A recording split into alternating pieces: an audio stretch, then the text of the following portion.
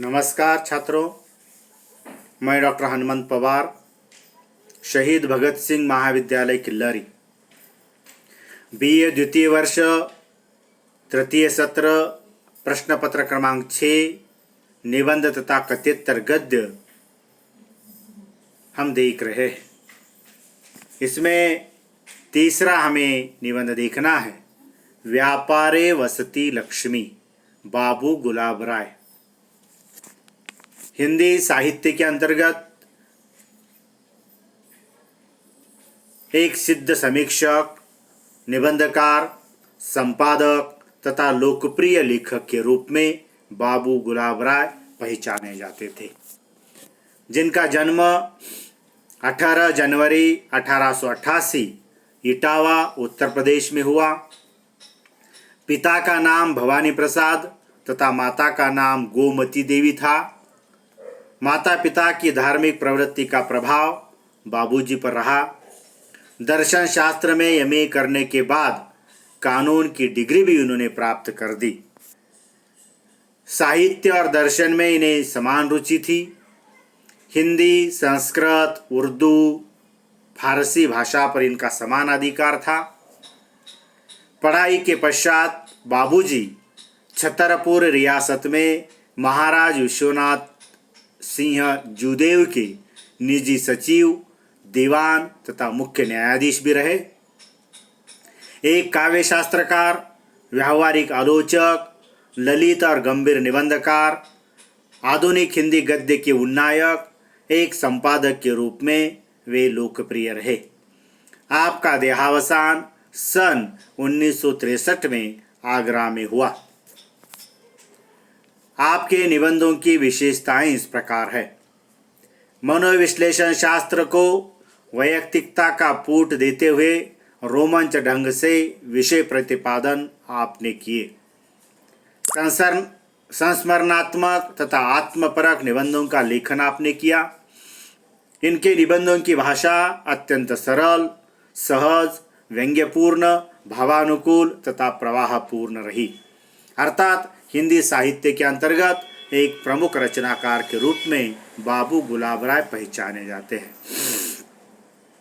उनकी प्रमुख रचनाएं, उनके निबंध संग्रहों में ठलुआ क्लब, मेरी असफलताएं, मेरे मानसिक उपादान, कुछ गहरे कुछ उथले आदि। एक आलोचक के रूप में भी वो प्रसिद्ध है।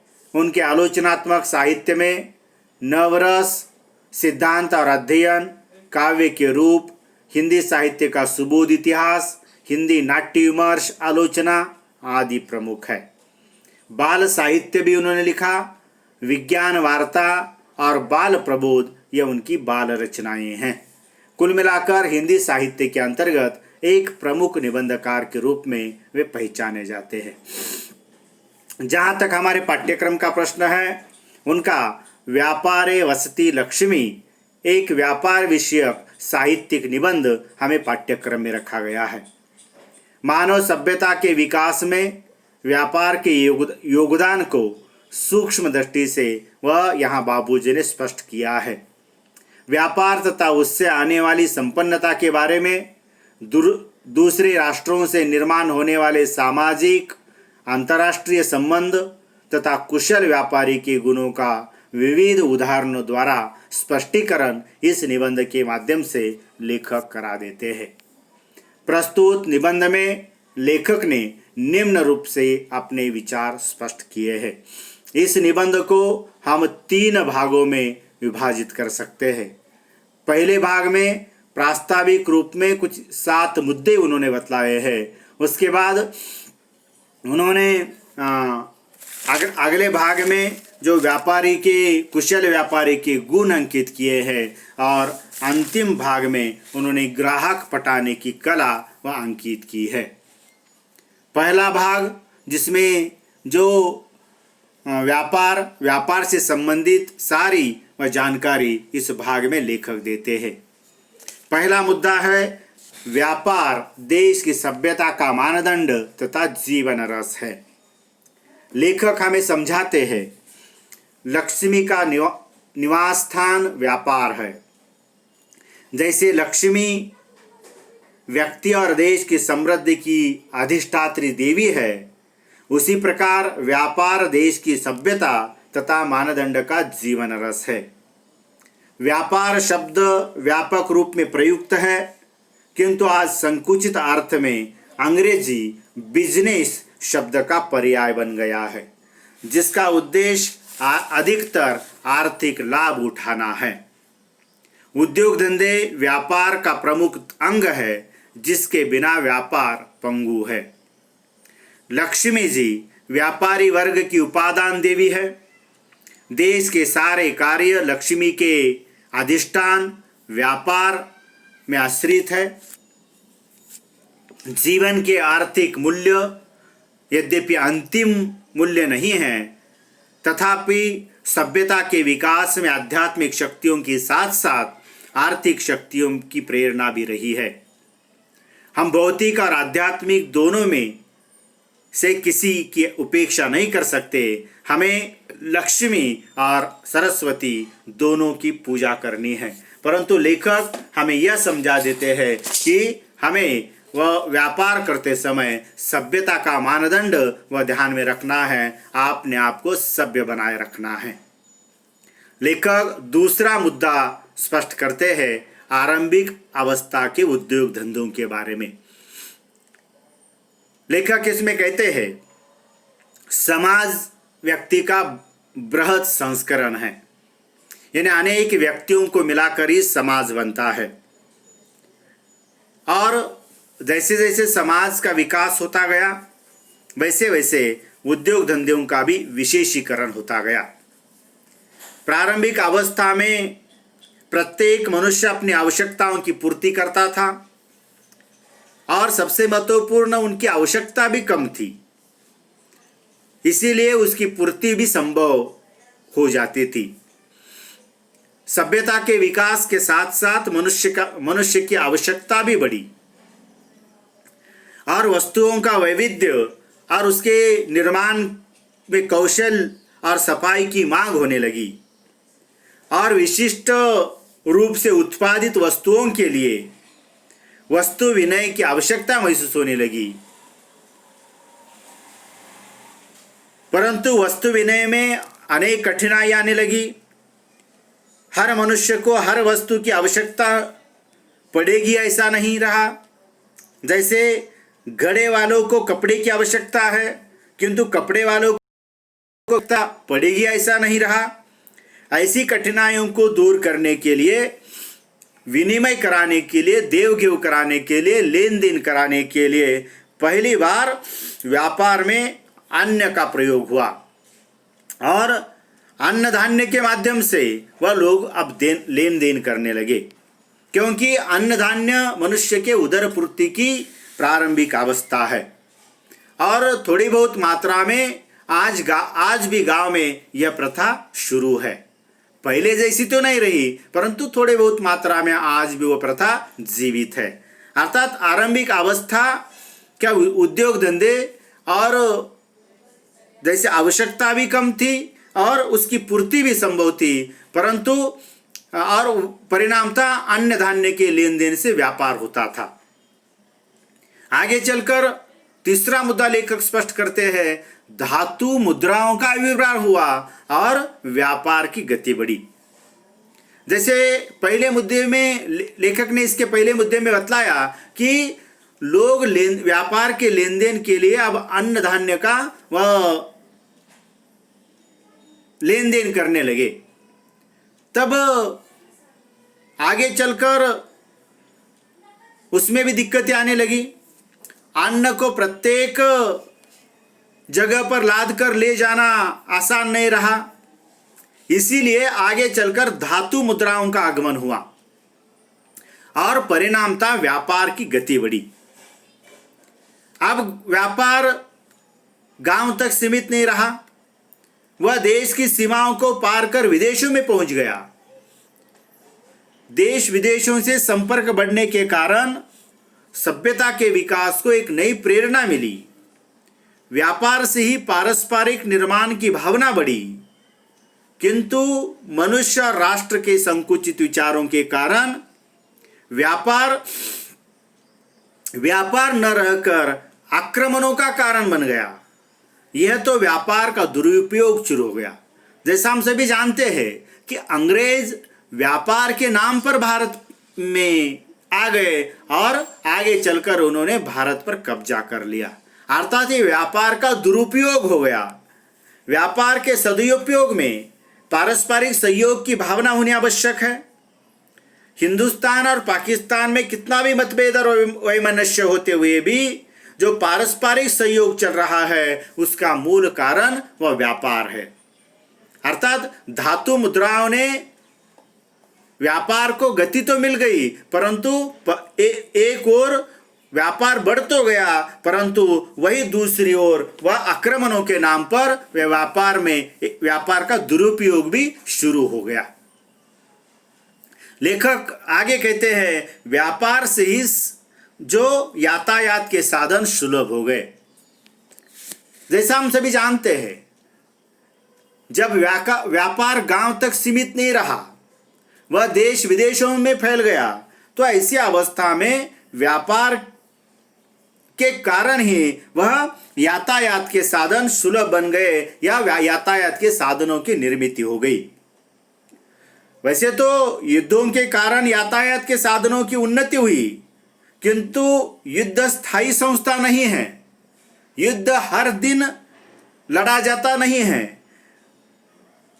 इसकी तुलना में व्यापार आए दिन की प्रक्रिया है। व्यापार से रेलों, जहाजों आदि को प्रोत्साहन मिला और परिणामतः उनसे व्यापार को भी प्रोत्साहन मिला। व्यापार के कारण ही डाक तार विभाग निर्माण हो गया। आज भी कहा जाता है, अंग्रेजों ने जो भी सुविधाएं भारत में कर ली वह सभी सुविधाएं अपने व्यापार के लिए कर दी। अर्थात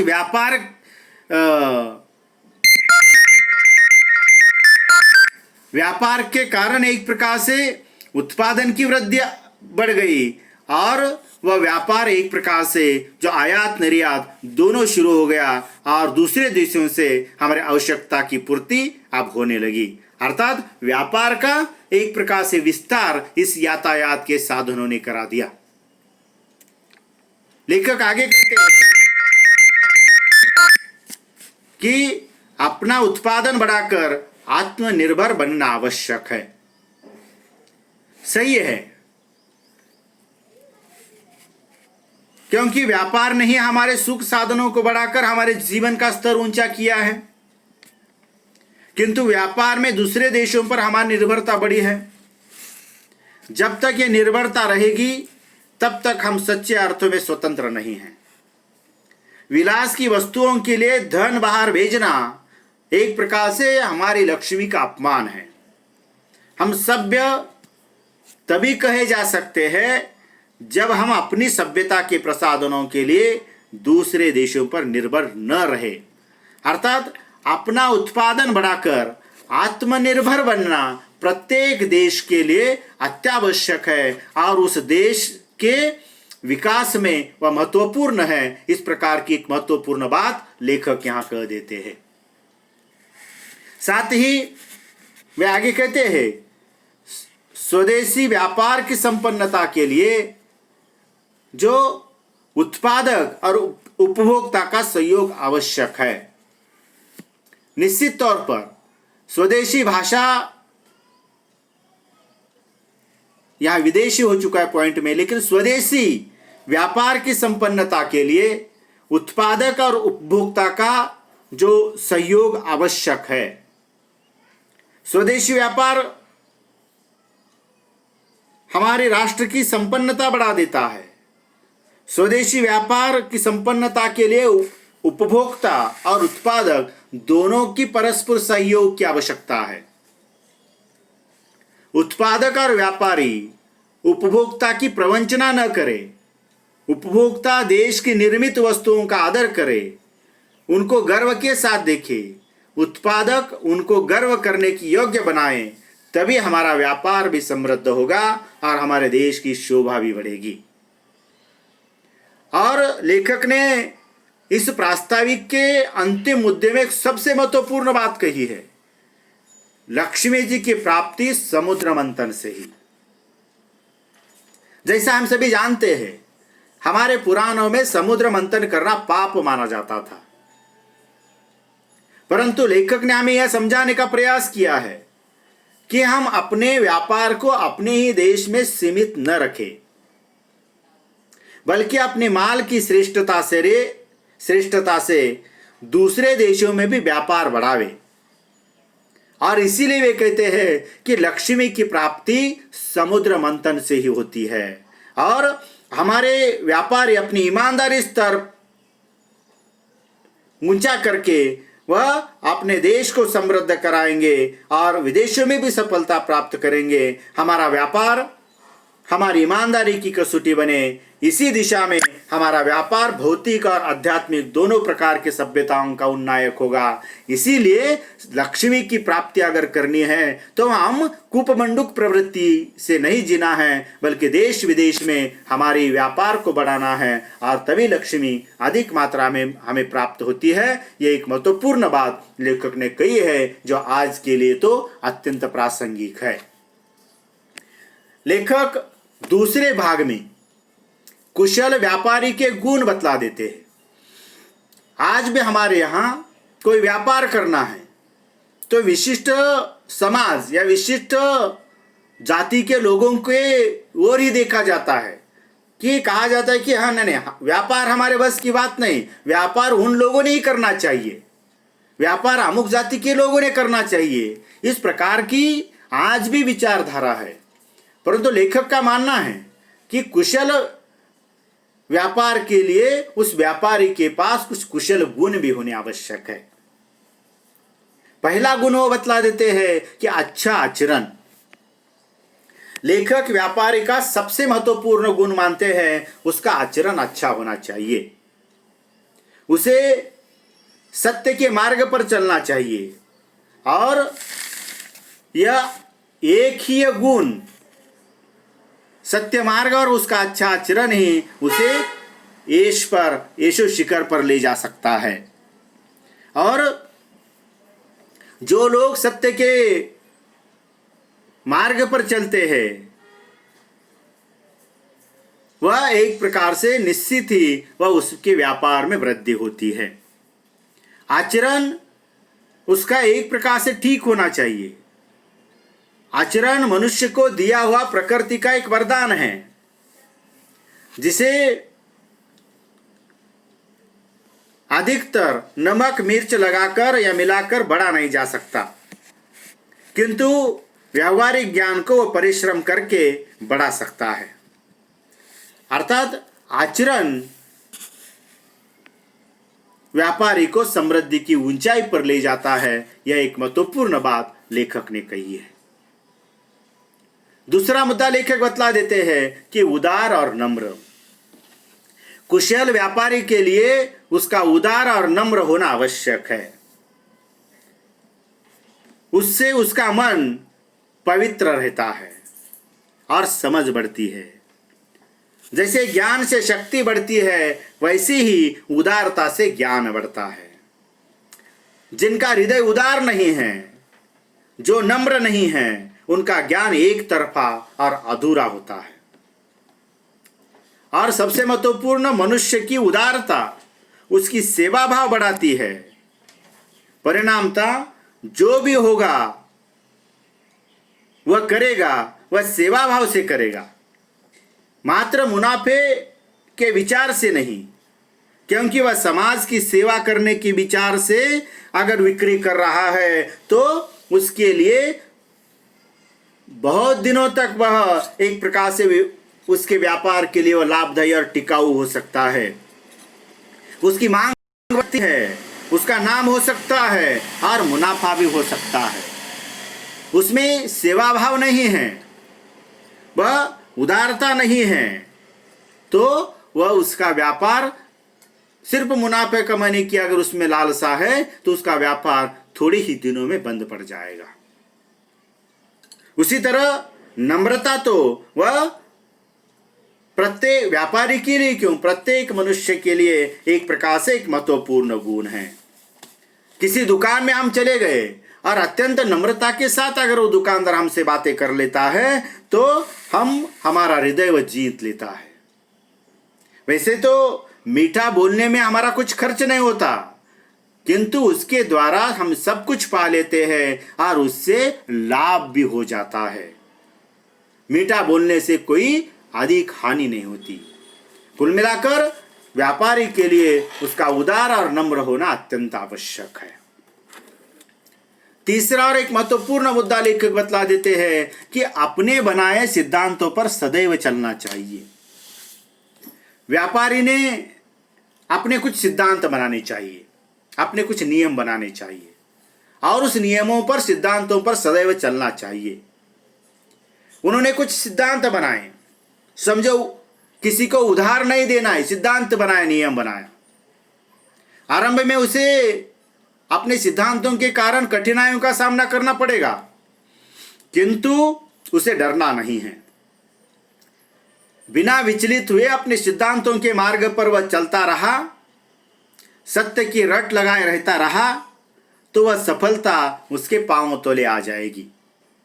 अर्थात जो मनुष्य अपने नियम के अनुसार नहीं चलता, उसका जीवन एक प्रकार से तितर बितर हो जाता है। अर्थात अपने बनाए हुए सिद्धांतों पर चलना उस व्यापारी के लिए अत्यावश्यक है। जो भी अपने अनुसार नियम बनाए, उस नियमों के अनुसार आपको चलना आवश्यक है, तभी आ जाकर अपनी और व्यापारी की समृद्धि हो सकती है। लेखक अगला मुद्दा बतला देते हैं कि व्यापारी आशावादी और शांत स्वभाव होना चाहिए। सही है, व्यापारी को आशावादी और शांत स्वभाव का होना आवश्यक है। उसे निराश नहीं होना है, न क्रोध करना है। नहीं तो अनेक बार हम देखते हैं कि कोई व्यक्ति कोई नया व्यापार शुरू करता है, आरंभ में उसका धंधा व्यापार चलता नहीं, तब वो निराश हो जाता है। तो लेखक कहते हैं कि यदि आज हमें कोई नुकसान हुआ है तो हमें निराश नहीं होना है, कल जरूर फायदा होगा, यह सोचते हुए अपने मार्ग पर चलना है, कार्य करते रहना है। और सबसे महत्वपूर्ण सेवा भाव से अपने व्यापार को आगे बढ़ाना है और तभी जाकर एक प्रकार से व्यापार वह आगे बढ़ सकता है, व्यापार एक प्रकार से जीवित रह सकता है। और शांत स्वभाव तो प्रत्येक व्यापारी के लिए वह अत्यावश्यक है, क्योंकि आने वाला ग्राहक, आने वाले लोग वह किस स्वभाव के होंगे, उन सभी के प्रति अत्यंत शांत मुलायम भाषा में, मृदु भाषा में उनके साथ अगर बातें कर ली तो वह ग्राहक एक चीज़ लेने के बजाय वह अनेक चीज़ों का वह लेन देन वह अपने दुकान से वह कर सकता है। अर्थात आशावादी और शांत स्वभाव वह उसका एक प्रमुख गुण है। कुशल व्यापारी का अगला गुण है हाजिर जवाब तथा दिमाग का तेज तथा साफ। यह सबसे महत्वपूर्ण है, क्योंकि एक व्यापारी को समय सूचकता होनी आवश्यक है, उसका दिमाग तेज होना आवश्यक है और सबसे महत्वपूर्ण साफ होना आवश्यक है। घंटों तक संदेह में पड़े रहने से काम नहीं चलेगा। हिम्मत से अनेक काम निकल जाते हैं अथवा दिमाग की कमजोरी छिप जाती है। एक चतुर व्यापारी को कभी भी साहस नहीं छोड़ना चाहिए। इस प्रकार की बात लेखक ने कह दी है, जो अत्यंत महत्वपूर्ण है। लेखक अगला मुद्दा बतला देते हैं, मनोविज्ञान और धर्मशास्त्र का ज्ञान। ठीक है, एक व्यापारी को उदार विचार रखने के लिए मनोविज्ञान और धर्मशास्त्रों को पढ़ना आवश्यक है। क्यों? मनोविज्ञान का ज्ञान इसीलिए हो कि आपके दुकान में, आपके व्यापारिक क्षेत्र में अनेक प्रकार के लोग आ जाते हैं, तो आपको मनुष्य को भली भांति समझना आना आवश्यक है, उसके स्वभाव को समझना आवश्यक है। सामने वाला व्यक्ति सच बोल रहा है या झूठ बोल रहा है, यह उसकी चेहरे को देखकर आपको वह पहचानना आवश्यक है और चालाक और धोखेबाजों से हमें बचना है। स्वामी विवेकानंद, स्वामी रामतीर्थ, महात्मा गांधी जैसे विद्वानों की किताबों को आप पढ़ना है और साहस बढ़ना है। साथ ही देश विदेश की राजनीति की भी जानकारी रखना है, क्योंकि राजनीति आपको एक प्रकार से व्यापार के साथ उसका गहरा संबंध है। उससे सरकार के आयात निर्यात की नीति पता चलती है।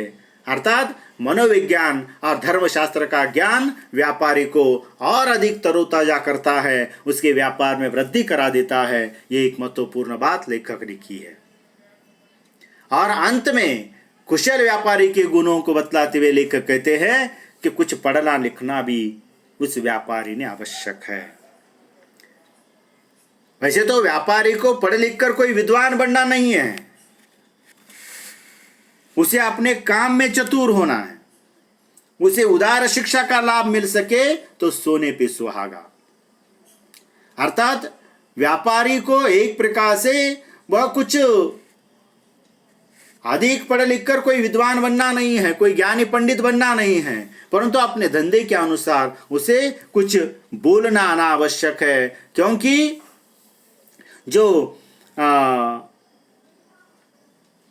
विरोधी बातों को सुलझाने का अभ्यास उसे होना चाहिए, उसकी लेखनी प्रभावपूर्ण होनी चाहिए, उसकी भाषा मुहावरेदार और बोलचाल की होनी चाहिए, अपनी बात थोड़े से शब्दों में कहने की क्षमता उसमें होनी आवश्यक है। इसीलिए वह व्यापारी को एक प्रकार से कुछ पढ़ना लिखना भी आवश्यक है। साथ ही व्यापारी होने के लिए उसका व्यापारी के साथ साथ एक अच्छा नागरिक भी होना आवश्यक है, क्योंकि कर्तव्यनिष्ठ मनुष्य की प्रतिष्ठा व्यापार में बढ़ जाती है। उसे अपने निजी लाभ के अतिरिक्त देश की समृद्धि और संपन्नता का भी ध्यान रखना चाहिए। आत्महित के साथ साथ उसे देश हित को भी वह ध्यान में रखना है। यह भी एक महत्वपूर्ण बात लेखक ने कही है। कुल मिलाकर कहे तो लेखक ने कुशल व्यापारी बनने के लिए जो नियम बतलाए हैं, जो अत्यंत महत्वपूर्ण है। और आज कुछ समाज, जो बहुजन समाज के कुछ बच्चे या व्यक्ति व्यापार में नहीं जाते, व्यापार हमारे बस की बात नहीं है, व्यापार एक विशिष्ट जाति का एक प्रकार से ठेका है, इस प्रकार की बात कहते हैं, तो उनके लिए यह गुण अत्यंत लाभदायी हो सकते हैं। एक कुशल व्यापारी बनना है तो इन गुणों को आपको अपनाना आवश्यक है। आगे चलकर लेखक ने अंतिम भाग में ग्राहक पटाने की कला वह स्पष्ट की है। लेखक कहते हैं कि ग्राहक व्यापारी का अन्नदाता है, परमेश्वर है। उसके बिना दुकानदार की अयोध्या सुनी है। जैसे बिना दर्शकों से नाटक फीका रहता है, जिस प्रकार बिना श्रोताओं के व्याख्यान नीरस बन जाते हैं, उसी प्रकार ग्राहक के बिना दुकान वन से भी भयंकर रूप धारण कर लेता है। ग्राहक मात्र माल की चाह नहीं रखता, बल्कि व्यापारी से सद्व्यवहार भी चाहता है। इतना ही क्या, एक भिखारी अगर रास्ते पर बैठा है तो वह भी मान चाहता है। फिर ग्राहक तो पैसा खर्च करता है, वह क्यों न मान चाहे। इसीलिए लेखक ने ग्राहक पटाने के लिए कुछ तत्वों को हमारे सामने प्रस्तुत कर दिया है, जो निश्चित ही महत्वपूर्ण है। पहली बात लेखक कहते हैं सफाई और सजावट। ग्राहक को अपनी ओर आकर्षित कराने के लिए अपने दुकान की सफाई और सजावट अत्यंत महत्वपूर्ण होती है, क्योंकि आज प्रतिस्पर्धा का युग है। विद्युत आलोक के साथ साथ सजी सजाई चमकती दमकती स्वच्छता लोगों के मन और पैरों को अपनी ओर खींचती है। उसके हृदय मंदिर को खोलने के लिए बाहरी सौंदर्य अत्यंत आवश्यक है। इसीलिए आज हम देखते हैं कि दुकानदार अपने दुकान को अत्यंत सफाई और सजावट उसमें करा देते हैं। उसी तरह दुकान में वस्तु विन्यास की आकर्षक सजावट हो, और उस ग्राहक का ध्यान उसकी ओर आकर्षित हो जाए। जैसा हम जानते हैं कि सुपरमार्केट या मॉल में कैसी आकर्षक सजावट होती है। जो ग्राहक एक वस्तु खरीदने के लिए गया है तो 2-4 वस्तु खरीद कर बाहर आता है। अर्थात ग्राहक के लिए जैसे दुकान की सफाई आवश्यक है, साज सज्जा आवश्यक है, उसी प्रकार से वस्तुओं की सजावट भी उतनी ही वह सुंदरता के साथ होनी आवश्यक है। दूसरा मुद्दा लेखक बतला देते स्वागत सत्कार। यह तो महत्वपूर्ण है। किसी दुकान में हम मिले और उस दुकानदार के चेहरे पर अगर 12 बज गए हैं या दुकानदार कोई प्रतिक्रिया नहीं देता, हमारा हंसते मुंह से स्वागत नहीं करता, तो उस दुकान में हम दोबारा नहीं जाते। लेखक ने तो और अगली बात कही है कि पानी पत्ता और पान तंबाकू तो अपना महत्व रखते हैं। आज की भाषा में कहे तो चाय पान पूछने वाला दुकानदार वह उस ग्राहक को और अधिक आकर्षित कर देता है, पटा देता है। 5 रुपए की चाय पिलाकर वह 1000 रुपए की वस्तु वह खरीदने के लिए उसे लालायित करा देता है। अर्थात दुकानदार के भव्य और आकर्षक व्यक्तित्व, दुकान की सफाई, उठने बैठने की सुविधा अपना विशेष ध्यान रखता है और उसका स्वागत सत्कार एक प्रकार मीठी बानी ग्राहक को दुकान में बैठने के लिए मजबूर करती है।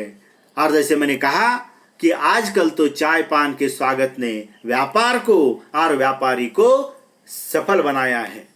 अर्थात स्वागत सत्कार भी जो ग्राहक पटाने के लिए सबसे महत्वपूर्ण है। तीसरा मुद्दा लेकर बतला देते सदव्यवहार। यह तो महत्वपूर्ण है। ग्राहक की सबसे पहली मांग होती है कि उसकी मांग पर व्यापारी ने यथोचित ध्यान देना चाहिए। विशेषकर जब ग्राहक अपने इष्ट मित्रों या स्त्री बच्चों के साथ अगर है तो वह उपेक्षित न समझा जाए, इस प्रकार की वह अपेक्षा करता है। इसीलिए ग्राहक की आवश्यकता को ध्यानपूर्वक समझना आवश्यक है। नहीं तो ग्राहक कुछ मांग रहा है, कुछ कह रहा है और दुकानदार का उसकी ओर ध्यान ही नहीं है, तो ग्राहक वह नाराज होता है। उसी तरह माल दिखलाने की में किसी भी प्रकार की लापरवाही और मूलतः एक प्रकार से अगर इस प्रकार की लापरवाही कर दी तो दुकानदार बिचक जाता है। दुकानदार को वस्तु और मनुष्यों का इतना अनुभव होना चाहिए कि वह ग्राहक के मन की बात भांप लेना आवश्यक है। यदि ग्राहक का झुकाव देखकर नम्रतापूर्वक सुझाव दे दिया तो सोने पे सुहागा हो सकता है। वैसे तो ग्राहक पर अपनी राय लादने का उसे अधिकार नहीं है, किंतु सदव्यवहार से वस्तु खरीदने के लिए उसे मजबूर तो कर सकता है। अर्थात सदव्यवहार यह ग्राहक पटाने के लिए सबसे महत्वपूर्ण गुण है। आगे ग्राहक की प्रशंसा। ग्राहक पटाने में असावधानी, जल्दबाजी या मिजाज का तुनकपन घातक हो सकता है।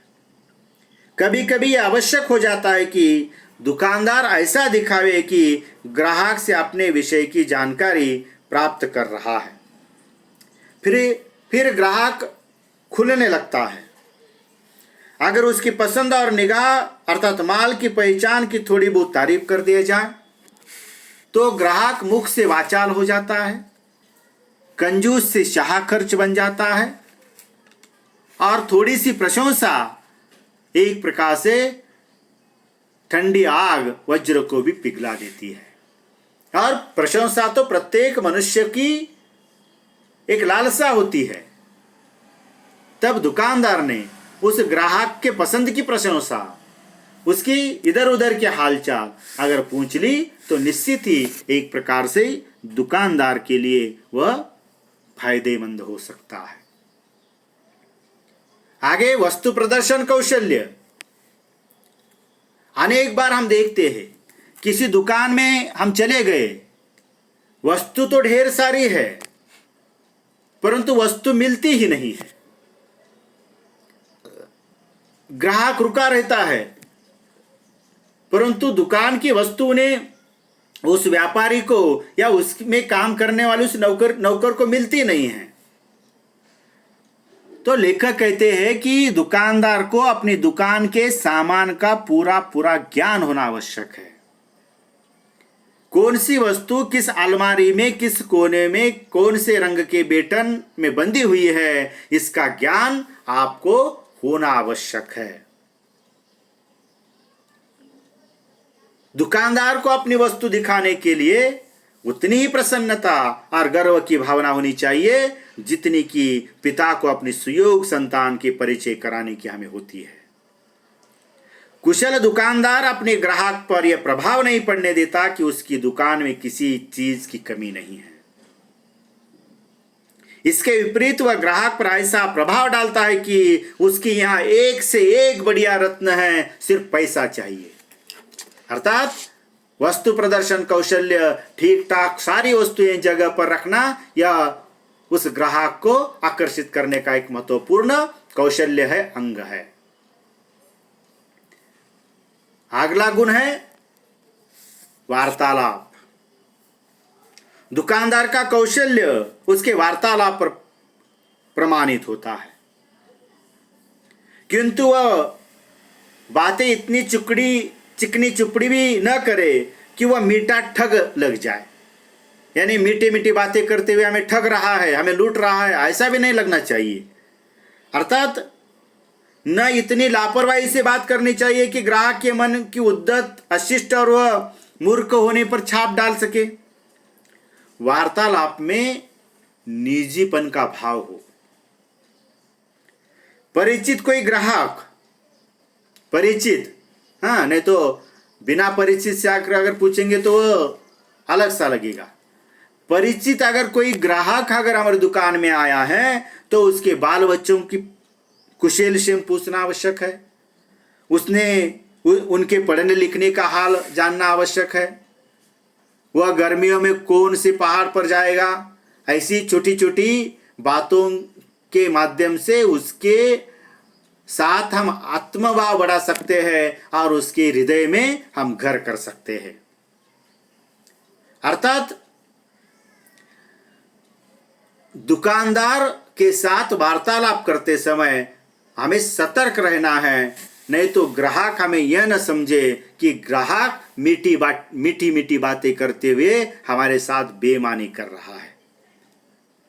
अर्थात छोटी छोटी चीजों के माध्यम से वह अगर हम अत्यंत मन से, आत्मभाव से अगर उस ग्राहक को बोलते रहेंगे तो निश्चित ही ग्राहक भी खुलता जाएगा और वह अनेक वस्तुओं को वह खरीद देगा।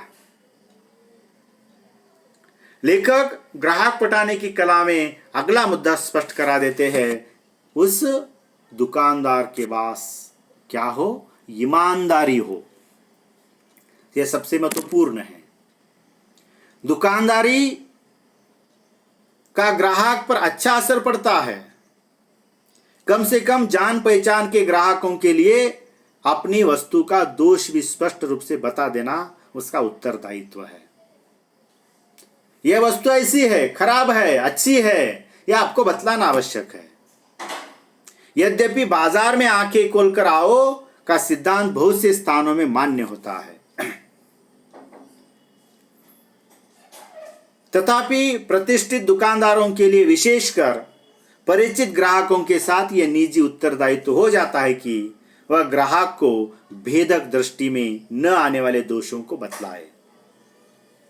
भला दुकानदार आंखें के आंधे ग्राहक को भी दृष्टि प्रदान करता है। वस्तु को वायदे और नमूने के अनुसार तथा निश्चित की हुई दर पर देना ही ग्राहक के हृदय पर स्थायी प्रभाव डालता है। दुकानदार को हमेशा यह ध्यान रखना चाहिए कि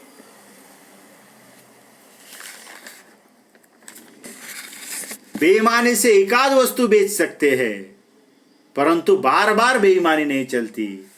इसीलिए दुकानदार के पास सबसे बड़ा मूल्य, सबसे बड़ा मूल्यवान अगर कोई तत्व है तो ईमानदारी है, और ईमानदारी ही उसकी दुकान को और अधिक बढ़ा सकती है। आज हम देखते हैं बाजार में अनेक लोगों के धंधे 100-100, 200-200 वर्ष के धंधे या व्यापार है। उन लोगों का मूल कारण है उनकी ईमानदारी। लोग आज पैसों को देखने नहीं रहे, बल्कि ईमानदारी कहाँ है, बेईमानी कहाँ नहीं होती, इसे लेखक ने इसे लोग देख रहे हैं, और इसे ही लेखक ने यहाँ स्पष्ट किया है। उसी तरह अगला मुद्दा लेखक बतला देते हैं, हिसाब किताब की सफाई। ईमानदारी के साथ साथ हिसाब किताब की सफाई भी आवश्यक है। जैसे कोई रसीद बिना मांगे देना यह दुकानदार का पहला कर्तव्य है। साथ ही कोई ग्राहक अगर हिसाब मांगता है वस्तुओं का, तो हिसाब समझाने में आलस्य नहीं करना चाहिए। और सबसे महत्वपूर्ण, उधार खाते में किसी प्रकार की गड़बड़ी न हो। उधार के लिए ग्राहक को प्रोत्साहन तो न देना चाहिए, ग्राहक को दुकानदार का अनुरक्त बनाए रखता है। अर्थात उधार के लिए ग्राहक को प्रोत्साहन तो न देना चाहिए, किंतु इस संबंध में कम से कम प्रतिष्ठित ग्राहकों को थोड़ी सुविधा अवश्य दी जा सकती है। उधार मिल जाने का प्रलोभन भी अपना चुंबकीय आकर्षण रखता है, उसका दुकानदार की ओर से कोई दुरुपयोग नहीं होना आवश्यक है। अर्थात बड़ी सावधानी सबसे महत्वपूर्ण तब रखी जानी आवश्यक है कि अगर हमने किसी को उधार दे दिया तो उसके पीछे अतिरिक्त तगाजा भी न हो। न ही इतनी ढील देनी चाहिए कि ग्राहक वह सारा व्यवहार ही नहीं भूलना चाहिए। दुकानदार चाहे शिष्टाचार में कहता यही है कि क्या जल्दी है, रुपये दूध पी रहे हैं, किंतु दूध पिलाकर कर्जे को मोटा ताज़ा न बना देना चाहिए। और न इतनी असावधानी, अशिष्टता, आतुरता दिखानी चाहिए कि ग्राहक दुकानदार को तुटपुंजिया, कम समाई वाला या अशिष्ट समझने लगे, उसका मन और हट जाए। अर्थात हिसाब किताब में एक प्रकार से सफाई, जिसे मराठी में पारदर्शीपना कहते हैं, वह होना अत्यंत आवश्यक है। और अंतिम और महत्वपूर्ण बात लेखक ने की है, शिष्टता और उपहार प्रदान। ग्राहक को आकर्षित कर